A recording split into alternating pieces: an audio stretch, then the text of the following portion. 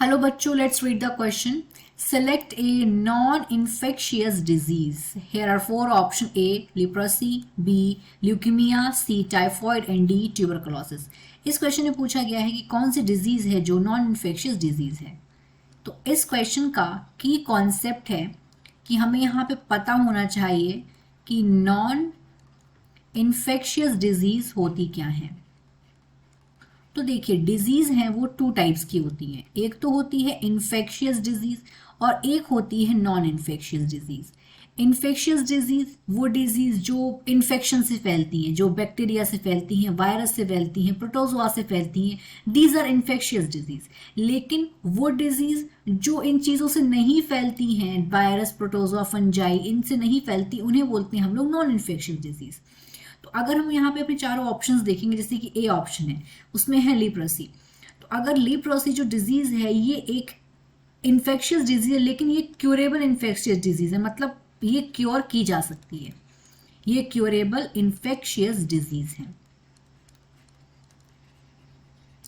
Disease और ये इस डिजीज में मेनली क्या होता है, स्किन में लीजन्स पड़ जाते हैं, मतलब स्किन में पपड़ीदार घाव हो जाते हैं और नर्व डैमेज हो जाती है.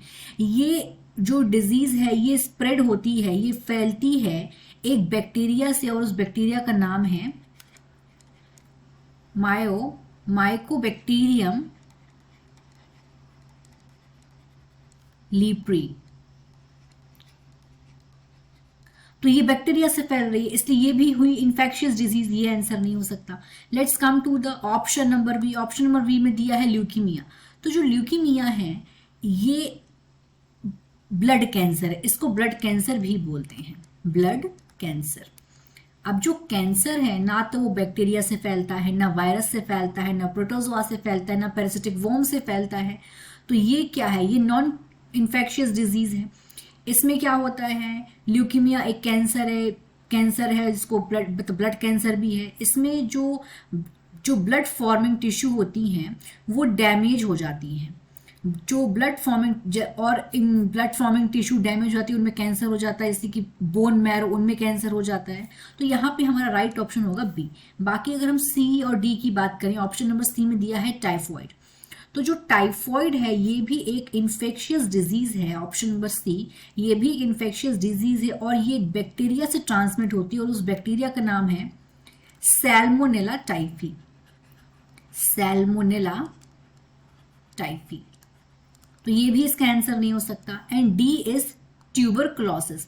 अगर हम ट्यूबरकुलोसिस की बात करें तो जो ट्यूबरकुलोसिस है ये भी एक इन्फेक्शियस डिजीज है जो कि एक बैक्टीरिया से स्प्रेड होता है, और उस बैक्टीरिया का नाम है माइकोबैक्टीरियम